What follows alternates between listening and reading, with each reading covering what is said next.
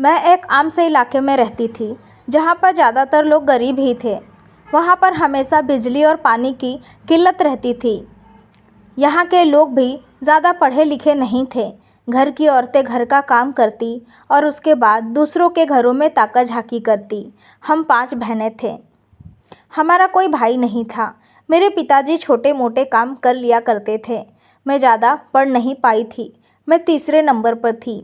पैसों की वजह से मैं अपनी पढ़ाई छोड़ दी।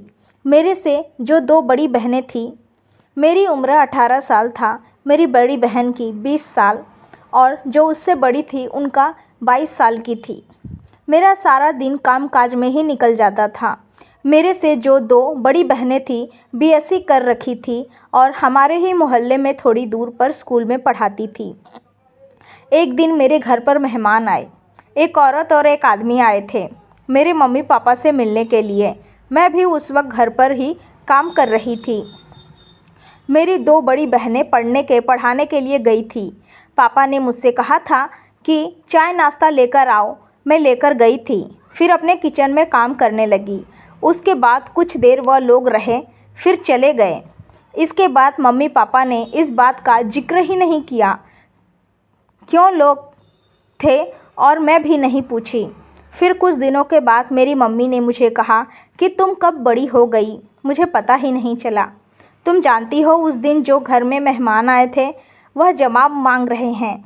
फिर मैं अपनी माँ से कहा, कौन सा जवाब मांग? तो मेरी माँ ने कहा, वो जो लड़का था तुमको कैसा लगा? उन लोग शादी के लिए बोल रहे हैं, उन लोग तुमको पसंद करके गए हैं। क्या जवाब दूँ, मुझे समझ में नहीं आ रहा है, तुम ही बताओ। फिर मैंने कुछ सोचा और मैंने कहा कि मैं अगर शादी के लिए हाँ कर देती हूँ तब मेरी जो 2 बड़ी बहनें हैं उनका क्या होगा। सब यही बातें बनाएंगे कि बड़ी बहन के रहते छोटी बहन की शादी हो गई, ज़रूर बड़ी बहन में कोई ना कोई खोट होगा। फिर मेरी माँ ने कहा कि तू इसकी चिंता ना कर, मैं उन दोनों के लिए रिश्ते देख रखे हैं। पहले तो हम सोचे थे कि दोनों की शादी एक साथ करूँगी, लेकिन अब तुम्हें भी पसंद करके गए हैं तब हम यह सोच रहे हैं कि तुम तीनों की शादी एक ही मंडप पर कर देते हैं। तब यह सुनकर मैं खुश हो गई। मुझे लगा अगर मेरी 2 बड़ी बहनों को कोई फ़र्क नहीं पड़ेगा, उनकी शादी में कोई अड़चन नहीं आएगी, तो मुझे भी इस रास्ते से कोई शिकायत नहीं है। माँ ने कहा कि लड़का बहुत अच्छे ख़ानदान से है। फिर मैंने सोचा मेरी किस्मत तो खुल गई, इतने अच्छे ख़ानदान का लड़का मुझे मिला। मेरी माँ ने कहा कि तुम्हारे पिताजी से कहकर अच्छे से छानबीन कराई है, लड़के की अच्छी नौकरी करता है। मैं बहुत खुश हो गई थी। फिर कुछ ही महीनों में हम तीनों की शादी एक ही मंडप में हो गई और हम तीनों अपने अपने ससुराल के लिए चली गई। जब मैं अपने ससुराल आई तब मुझे बहुत डर लग रहा था।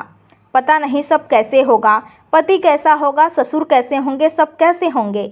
लेकिन मेरा ससुराल बहुत अच्छा मिला था। मेरे पति भी अच्छे थे। मेरी सास मेरा बहुत अच्छे से ख्याल रखती थी। एक दिन मैं अपने घर का सारा काम करके कपड़े धोकर बाहर डालने के लिए गई। इतने में जैसे ही मैंने दरवाज़ा खोली, सामने मुझे एक आदमी दिखाई दिया, जिसे देखकर मैं चिल्लाने लगी। मेरा चिल्लाना सुनकर मेरे पति और मेरी सास दौड़ कर आई। तब मेरे पति ने मुझे एक थप्पड़ मारा और फिर कहा कि बेवकूफ़, ये मेरे पिताजी हैं। मेरे पति उस दिन बहुत गुस्सा हो गए थे। मैंने अपने पति का इतना गुस्सा शादी के 1 हफ्ते बाद देखा। मुझे तो पता ही नहीं था मेरे पति इतना गुस्सा करते हैं।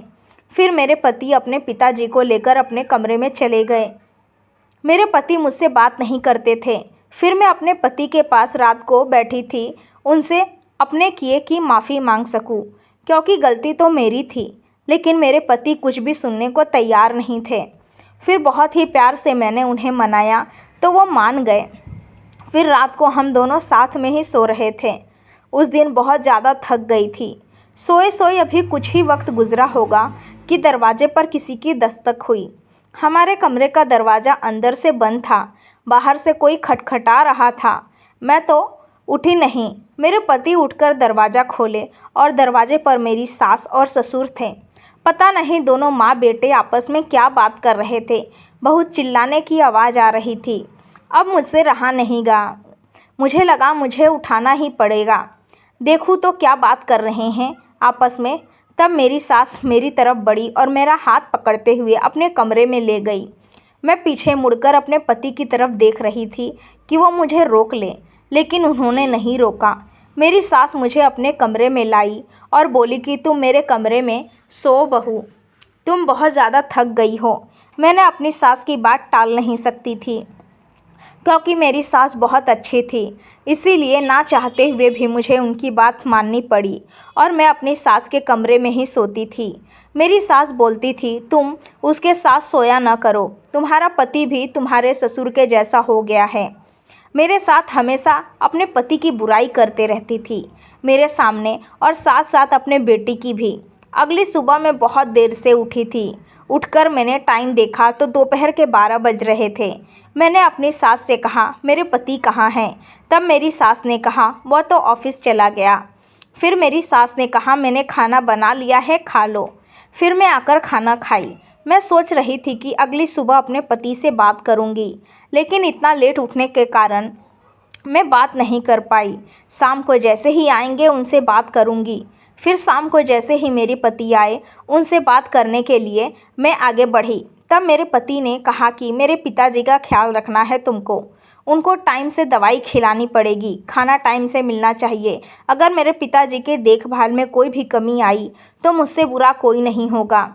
यह बोलकर अपने कमरे में चले गए। मेरे ससुर जी मेरे पति के साथ ही सोते थे और मैं अपनी सास के साथ सोती थी। मेरे पति को अपने पिताजी की बहुत चिंता थी, इसीलिए वह अपने साथ ही सुलाते थे, क्योंकि मैं तो उनके कमरों में नहीं सोई थी, क्योंकि जब सोई रहती तो सास मुझे लेकर अपने कमरे में चली जाती। जब भी मेरी सास देखती कि मैं अपने पति से बात करने की कोशिश कर रही हूँ, तब मुझे बुला लेती किसी न किसी काम के बहाने से। मुझे अब सास से गुस्सा आने लगा था। मुझे अपना घर बर्बाद होता देखना नहीं था, लेकिन मैं अपना घर बचा के रखना चाहती थी। मेरी सास की वजह से मेरी दुनिया उजड़ रही थी। मेरी सास मुझे अपने पति के पास रहने नहीं देती थी। फिर एक दिन मैंने सोच लिया कि अपने पति को खुश करके ही रहूँगी, उनको मना कर ही रहूँगी। मैंने सोचा, घर अपने पति को खुश करना है तो ससुर जी की देखभाल अच्छे से करनी होगी, तब मेरे पति खुश हो जाएंगे। मैं हर रोज़ अपने ससुर को अच्छे से देखभाल करना शुरू कर दिया। उनको टाइम पे दवाइयाँ दी, खाना दिया, सब कुछ टाइम पर कर रही थी। देखते ही देखते मेरे ससुर जी ठीक भी होने लगे थे। फिर एक दिन शाम को जब मेरे पति घर पर आए, तब मैंने सोचा कि शाम मैं इनको मना कर ही रहूँगी।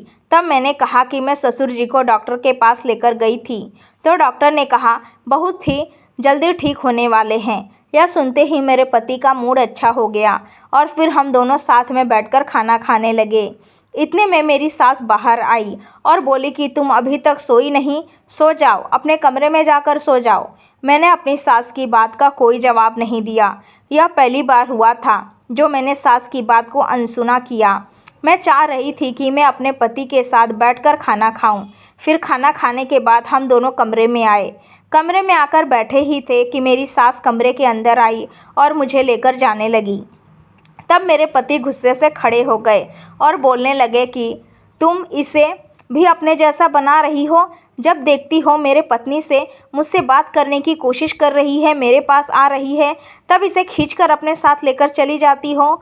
दोनों माँ बेटे आपस में बहुत लड़ रहे थे। मेरी सास कह रही थी, तुम भी तो अपने पिताजी की तरफ होते जा रहे हो। दोनों माँ बेटे काफ़ी देर तक लड़ते रहे। यह सब सुनकर मेरा सर चक्कर आने लगा। मैंने सोच लिया था अब इस घर में मैं और नहीं रह सकती। अगली ही सुबह मैंने अपना सामान पैक किया और घर से बाहर निकल गई। निकलते समय यह सोच रही थी कि मेरे पति मुझे रोक ले, लेकिन वह रोके नहीं। मैं निकल गई। जब गेट तक पहुंची तब पीछे मुड़कर देखा, तब मेरी सास भी बैग लेकर खड़ी थी। मेरी सास ने मुझे आवाज़ दी, लेकिन मैं उनका नहीं सुनना चाहती थी, क्योंकि उनकी वजह से ही मेरा घर टूटा था। मैं बस चलते जा रही थी। अपने माँ बहन के पास नहीं जा सकती थी। अगर माँ बहन के पास जाती तो उनको क्या जवाब देती कि मैं नहीं चाहती थी कि उनको इस बात की खबर भी लगे। मैं बस चलते जा रही थी। मुझे नहीं पता था कि मैं कहाँ जा रही हूँ। बस रास्ते पर चलते जा रही थी। दोपहर से शाम हो गई। फिर चलते चलते बहुत ज़्यादा थक गई, फिर चक्कर खाकर गिर गई। जब मेरी आँख खुली तब मैं एक सेंटर में थी। मेरी सास भी मेरे साथ ही थी। मेरी सास भी सेंटर में मेरा बहुत ख्याल रखती थी, लेकिन मुझे खाने पीने का होश ही नहीं रहता था। मेरी सास ही मुझे खाना खिला दिया करती थी। मैं एक पत्थर दिल इंसान बन गई थी। फिर एक दिन मेरे पति और मेरे ससुर जी हमें लेने के लिए आए। ससुर जी ने मेरी सास से माफ़ी मांगी और बोले कि मुझे माफ़ कर दो, मुझसे गलती हो गई। यह सुनकर मुझे लगा कि ससुर जी लगता है पूरी तरीके से ठीक हो गए हैं। फिर मेरे पति ने कहा, तुम भी मेरे साथ चलो।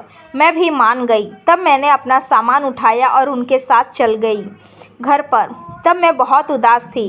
घर पर आकर देखा सारा सामान बिखरा पड़ा है। फिर मेरी सास और ससुर अपने अपने कमरे में चले गए। मैं घर की साफ़ सफाई करने में लग गई। मैं अपने पति में बदलाव देखा। वह भी मेरे साथ घर की साफ़ सफाई में मेरा हाथ बटा रहे थे। मुझे बहुत खुशी हुई, लेकिन मैं उनसे बात नहीं कर रही थी। मुझे उनसे बहुत गुस्सा था। फिर घर का सब काम ख़त्म करने के बाद हमने खाना बनाया। सबने टेबल पर एक साथ मिलकर खाना खाया। सब बहुत खुश दिखाई दे रहे थे, लेकिन मेरे गले से तो निवाला उतर ही नहीं रहा था। रात को ऐसा लग रहा था मैं अपने कमरे में रहूँ ही ना।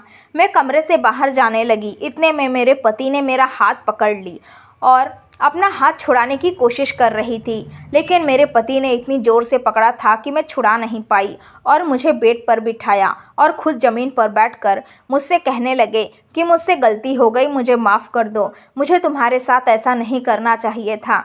तुमको मैं कहानी बताता हूँ। तुम जानती हो, जब मैं छोटा था तब मेरे माँ पापा बहुत प्यार करते थे मुझसे, लेकिन धीरे धीरे मेरे पापा बिगड़ने लगे। गली के आवारा दोस्तों के साथ रहने लगे। इसके कारण शराबी होते गए। शराब पीकर रोज़ माँ को मारते थे, पीटते थे, लेकिन मेरी माँ यह बात मुझे नहीं बताती थी। इन सब बातों से मेरी माँ मुझे दूर ही रखती थी, लेकिन मेरे पापा मेरे मम्मी के खिलाफ़ भड़काते थे। मेरे पापा हमेशा मम्मी की बुराई करते रहते थे और मेरे दिमाग में मेरी माँ के खिलाफ़ बहुत नफ़रत भर दी थी। फिर जैसे जैसे मैं बड़ा होता गया, मेरे दिमाग में माँ के खिलाफ़ नफ़रत हो गया था। बहुत से माँ से नफ़रत करने लगा था, क्योंकि मेरी माँ अपने पति की देखभाल नहीं करती थी, लेकिन मेरी माँ तो बहुत अच्छी थी। मुझे नहीं पता था कि मेरी माँ इन सब चीज़ों से मुझसे दूर रखना चाहती थी, ताकि मेरे दिमाग पर इसका असर ना हो। मुझे यह बात तब पता चला जब तुम घर छोड़कर गई थी। तब पिताजी मेरे पास आए और मुझसे ये सारी बातें बताए और मुझसे माफ़ी मांगने लगे। बोले कि गलती मेरी है, मेरी वजह से ही तुम्हारा घर टूट गया, मेरी वजह से ही मेरी पत्नी मुझसे दूर हो गई। मैं आज के बाद कोई शराब नहीं पीऊँगा, मुझे माफ़ कर दो बेटा। फिर मैं अपने पति की बातें सुनकर हम दोनों की आंखों में आंसू थे। मेरे पति ने मुझे गले लगाया और हम बहुत खुशी खुशी रह रहे हैं। मैं अपने सास ससुर और पति के साथ हमारी ज़िंदगी खुशहाल बीत रही है। उम्मीद है दोस्तों आपको ये कहानी ज़रूर पसंद आई होगी। कहानी पसंद आई है तो वीडियो को लाइक और अपने दोस्तों को शेयर करना ना भूलें, और ऐसी ही कहानियाँ सुनने के लिए हमारे चैनल को सब्सक्राइब ज़रूर करें और नोटिफिकेशन बेल को ऑल करना ना भूलें, जिससे वीडियो की आने वाली हर अपडेट सबसे पहले आपको मिले। थैंक्स फॉर वॉचिंग दोस्तों।